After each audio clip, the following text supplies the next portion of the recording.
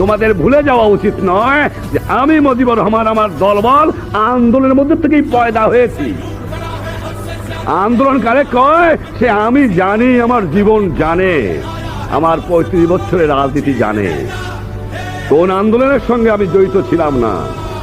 আইয়ুব খান 58 আমাকে ফাঁসি দেওয়ার চেষ্টা করেছিল, 30 সালে আগরতলা কেস করে আমাকে ফাঁসি দেওয়ার চেষ্টা করেছিল, এবারও আমাকে নিয়ে গেছিল ফাঁসি দেওয়ার জন্য, পারে নাই।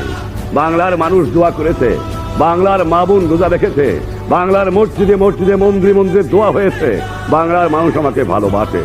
আমি জানি আমিও তাদের ভালোবাসি। এই ভালোবাসা আমার চিরদিন থাকবে, চিরদিন আমি এই ভালোবাসা নিয়ে মরতে চাই। যেদিন বাংলার মানুষের ভালোবাসা পাবো না, একদিনও আমি আর বাঁচতে চাই না, একদিনও আমি আর ক্ষমতা চাই না।